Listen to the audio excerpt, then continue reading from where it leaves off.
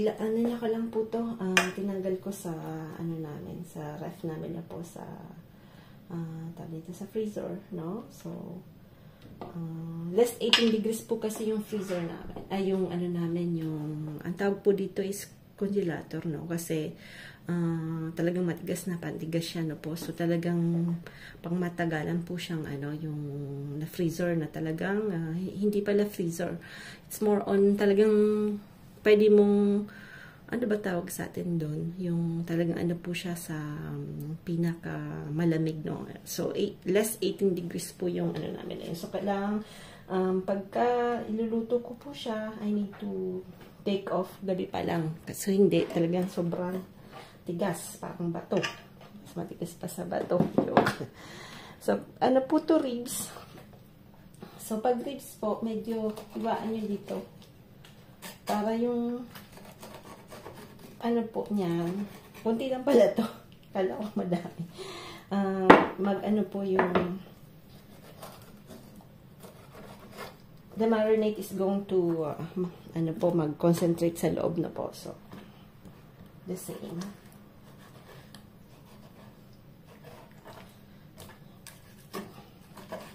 So, when you do marinate, at least 3 hours na po. Yan. So, pag minarinate nyo, huwag nyo na pong ilagay ulit sa ref, no? So, hindi naman yan masisira kasi nakamarinate na nga po. So, para pong, ang tawag nito, ako mga yun, pag sa Pinas lalo, no, you don't know kung magulang na yung mga baboy or something unless you really are good, no po. So, ako po laging may baking soda dito sa France, no? Because baking soda I use for everything, no? Using to wash my teeth para maging maputi, using in cleaning. So, ang dami ko pong use. So, pwede po rin siyang i-use na tawag nito, pampalambot. It's a very good one. Ayan.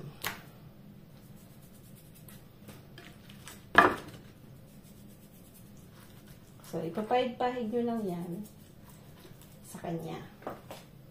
Ito, tatabi natin ito dito. Yan. Then, we will use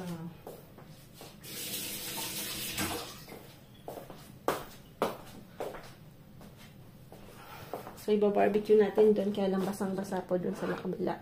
So, I use some mustard na po. Yan, mustard. Some herbs de Provence. Thyme lang po yan, tsaka tawag nito yung rosemary na yan. Pwede po kayo paano niya magtanim. Garlic powder, paprika,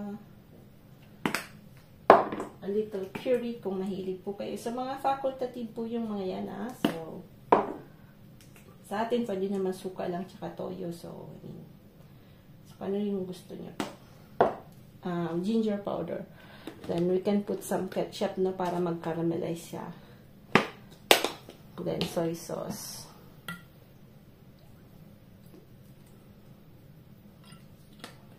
Tsaka, oil olive na po. So, pag walang oil olive, pwede naman po yung kahit na anong klaseng oil, no? So,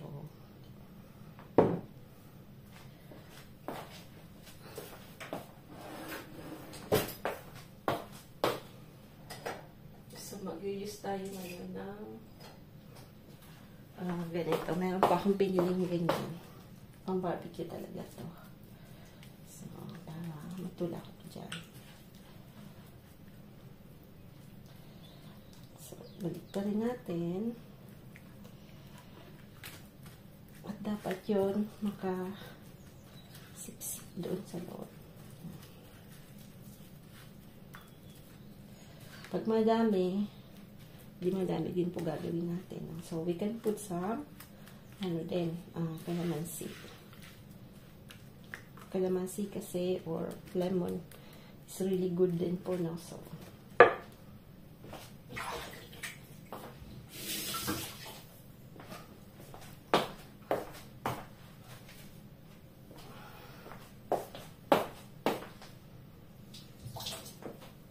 line po itong binili namin.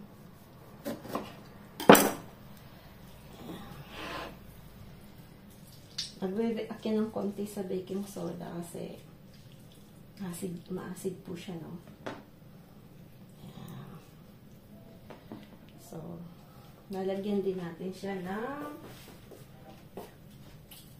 tingnan natin kung maluluto natin doon sa kabila sa ating pugon doon sa garden.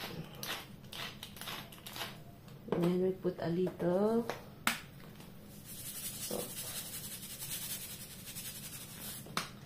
Then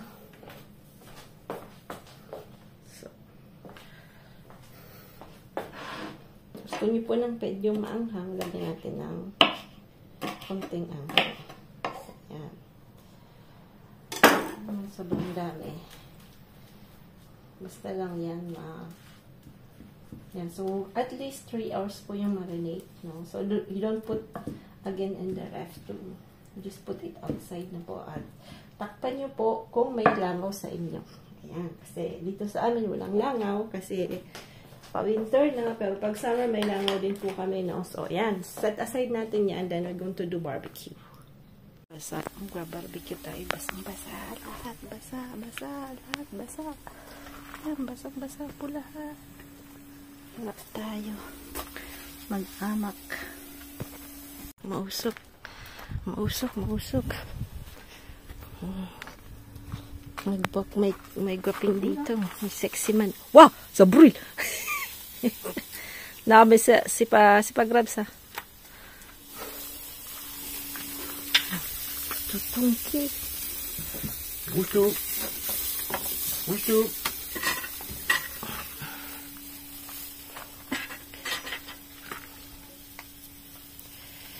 Cooker.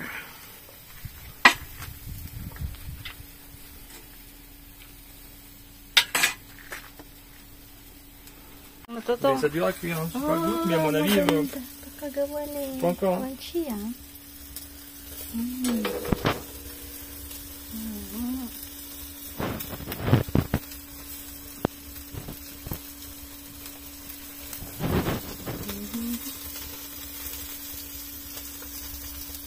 bien quand ça crépite. Ouais. C'est bon signe, c'est ça que ça cuit et puis qu'il y a de la graisse.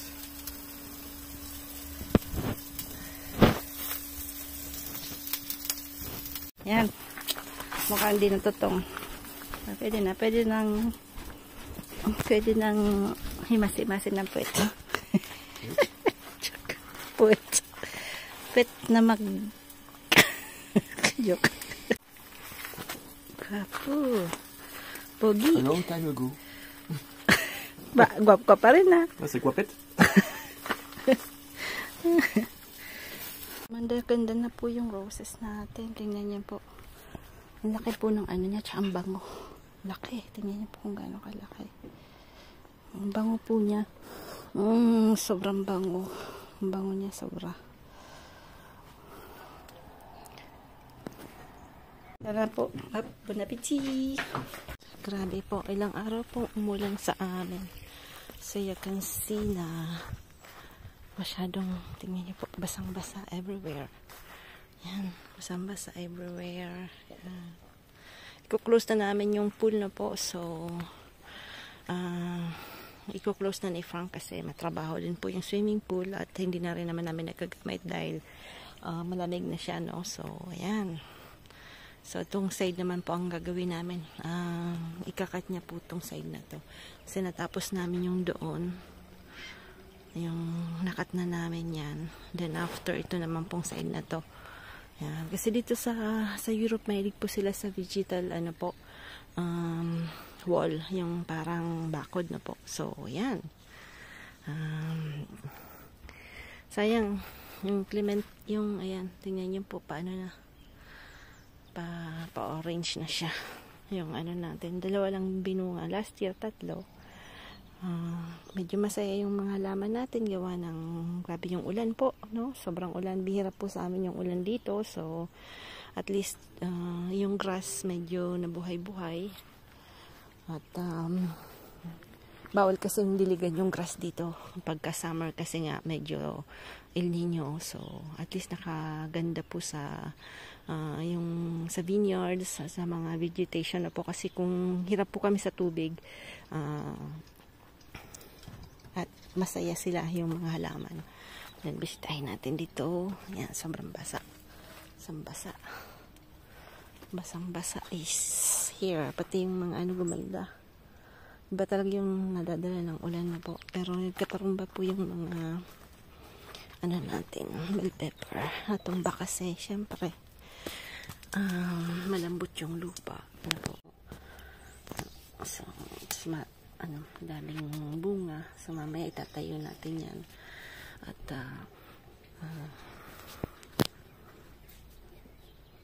ito, itsura ng ating Tapos dito marami itong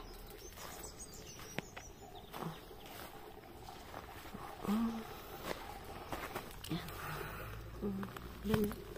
Hindi na ito siguro hinihintay kong magpula pero parang hindi na siya pupula na po. Yan, doon may pula. Daming pula. Ito po natumba din kasi madami yung yung bunga niya na po. So, ang bigat. Mabigat po kasi yung bell pepper. Tapos yung sayote, biglang dumami. Biglang lumaki po sila. Yan, kita nyo, kakawing-kawing sila dyan. Ayan. Pero yung patola tuloy,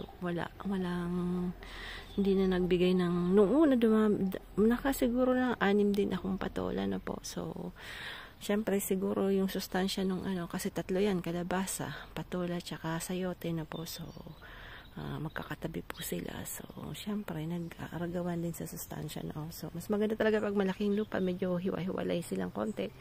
Kaya lang pag wala kang choice, syempre, dikit-dikit na lang sila. So, ayan po yung kalabasa. Mayroon pa namang dyan. Yung isa dito.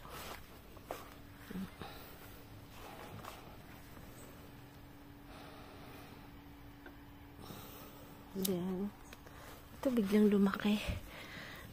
Biglang lumaki po siya. Yung arrowroot po to. Bigla siyang lumaki. Yung mani, ewan ko kung ano nangyari sa mani. Nandyan lang siya. Ayan, yung arrowroot to. Ewan ko pong, first time ko pong, binili ko po to kila mom and dad. So, hindi natin alam kung mamamatay siya pag winter. Tingnan natin kasi root naman siya, root crop. Ito po yung time. Ganda. Gawa ng ulan. Ganda sila. Ayan, kasi ito. Sayote. Laki. May nakatago doon. Dahil pong nakatago. Yun lang maganda, may mga nakatago. Yung okra wala na. Yan, patapos na. Gagawa na lang tayo ng seeds. Yung mga kamatis nagkahulog na yon sa sobrang lakas ng ulan. Hulog lahat. Mamaya pupulutin natin yan at bibigyan natin sa mga manok natin. Tapos dito may 3 yan. Ayan, 3 pong kalabasa. Ayan. Siguro may mga nakatago pa. Titingnan natin yan after. So, ayan ang ating garden. Medyo medyo mabasa. Basang-basa. Woods, ayun. Basang-basa tayo.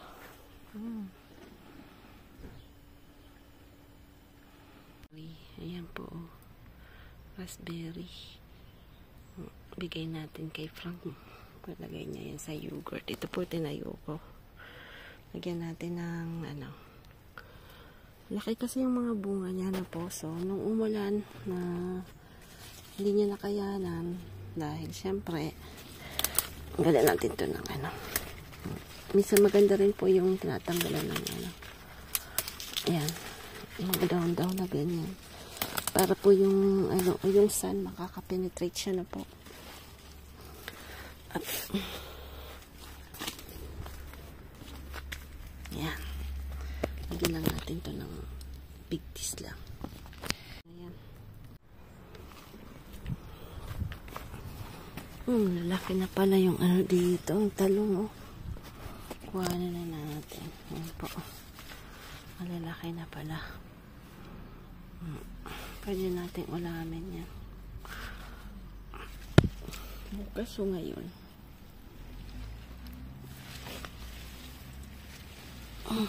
Dami. Dami po.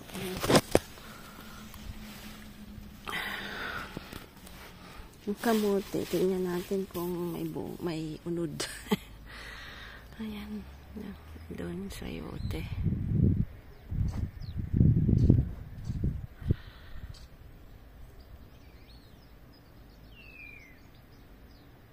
Sa yote natin. Ayan.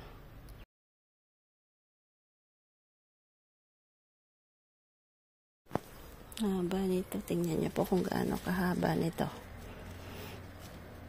Hirap lang kuhanin. Yan. Haba. Yan. Haba siya. Balik tayo dito. Tingnan niyo kung gaano kabasa yung ano. Tingnan niyo po kung gaano kadami ng sili natin. Ayan. Yan po. Sili. Yan po yung siling pansigang. Galing po sa Pinas. Pero yan po ay binili kong binhi. Ito naman, yan lang po yung mga binibili kong ano, kulay pula. Tapos iniipon ko po yung mga seeds nila, no po. So, tingnan niyo po kung gaano kagaganda.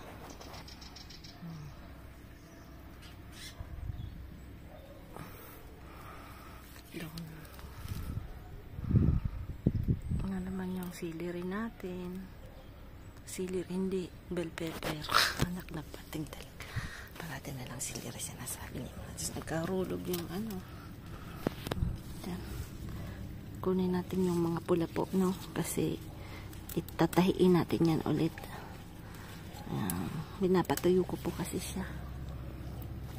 Yan. Para meron po tayong magamit na pang ano po, tawag nito, garlic. Tsaka ayan, madami pa siya, no?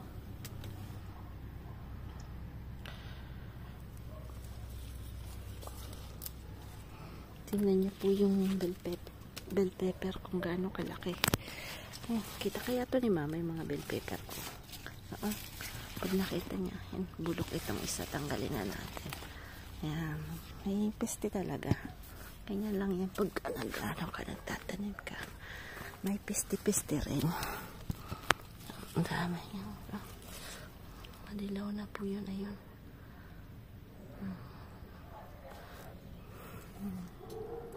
Dami. Ano lang po yan, yung tinanim ko lang yan na ano, yung binili kong pang-kitchen, tapos yung buto na po, inano ko siya. Ayan lang po yung inano ko, bininhi ko. So, pwede po talaga. Tapos, ito yearly, ito po, yung pisog nito. Yan lang po yung tinatanim ko. Hindi po ako bumibili ng binhi. Yan. Yung panigang lang, kasi wala ako ng panigang. Tsaka yung panigang, yung binhi, ay, ang lambot pala dito. Gusto ko sanang kapitan. Talaga, madidisgrasya pa tayo, Ayan. Yeah. Kuha muna tayo nito. Dami. Tingnan niyo po kung gaano kadami yung pula. Pula. Ay. So, today walang sun. Tingnan niyo po kung malumlum pa rin. So, ay. Mahirap talaga pag walang cameraman. Ayan.